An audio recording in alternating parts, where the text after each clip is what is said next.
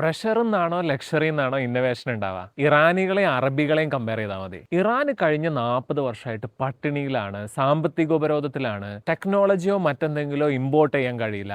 എപ്പോൾ വേണമെങ്കിലും അമേരിക്കയുടെയോ ഇസ്രായേലിൻ്റെയോ ഒരു ബോംബ് വന്ന് വീഴാനും സാധ്യതയുണ്ട്. ഈ ഒരു സിറ്റുവേഷനിൽ എപ്പോഴും മരിക്കാൻ തയ്യാറായിരിക്കുന്ന കുറച്ച് മനുഷ്യന്മാർ അവരുടെ അടുക്കലുള്ള സാധനങ്ങളൊക്കെ ഒരുമിച്ച് കൂട്ടിയിട്ട് ഉണ്ടാക്കിയിട്ടുള്ള ഒരു സിസ്റ്റമാണ് ഇപ്പോൾ വർക്ക് ചെയ്തുകൊണ്ടിരിക്കുന്നത്. അവരെ വന്നിട്ട് ഒരു ടീം വന്നിട്ട് ഇടിച്ചപ്പോൾ തിരിച്ചങ്ങ് ഇടി തുടങ്ങിയപ്പോൾ ആ വന്ന ടീം പറയാണ് നമുക്കൊന്ന് ചർച്ചയ്ക്ക് ഇരിക്കാൻ. അപ്പോൾ ഇറാൻ പറയുന്നത് ഞങ്ങൾ ഏതായാലും മരിക്കാൻ തയ്യാറായവരാണ്, ഞങ്ങൾക്ക് ഇനി ചർച്ചൻ്റെ ഒന്നും ആവശ്യമില്ല, ചർച്ച ചെയ്യുകയാണെങ്കിൽ ഞങ്ങളുടെ ടേമിലാണെങ്കിൽ ഞങ്ങൾ റെഡിയാണ്. മറ്റേ വശത്ത് അറബികളുടെ അടുക്കൽ ക്യാഷിന് ഒരു കുറവും ഉണ്ടായിരുന്നില്ല. ഓയിൽ വിറ്റ് കിട്ടുന്ന ഡോളറിന്റെ മെത്തയിലാണ് അവർ ഉറങ്ങിയത്. അവിടെ ഉണ്ടാക്കിയിരിക്കുന്നത് ലക്ഷറിയുടെ സിറ്റികളാണ്. ക്യാഷ് അത്യാവശ്യം ഉണ്ടായതുകൊണ്ട് ടെക്നോളജിയും ഡിഫൻസ് ഇക്വിപ്മെന്റ് ഒക്കെ മുഴുവനും അമേരിക്കയിൽ നിന്നും മറ്റു കൺട്രികളിൽ നിന്നും ഇമ്പോർട്ട് ചെയ്ത് വെച്ചിരിക്കുക. പക്ഷെ ഒരു പ്രശ്നം ഉണ്ടായപ്പോൾ എന്താ സംഭവിച്ചത് നോക്കി. ചെറിയൊരു പടക്കം ഇറാന്റെ മലന്റെ മുകളിൽ നിന്ന് ഈ മരുഭൂമിയിലേക്ക് ഇട്ടാ തീരുന്നതേ എന്ന് അറബികളുള്ളൂ. അപ്പൊ ശരിക്കും പ്രഷറാണോ ലക്ഷറി ആണോ ഇന്നോവേഷൻ ഉണ്ടാക്കിയിരിക്കുന്നത്?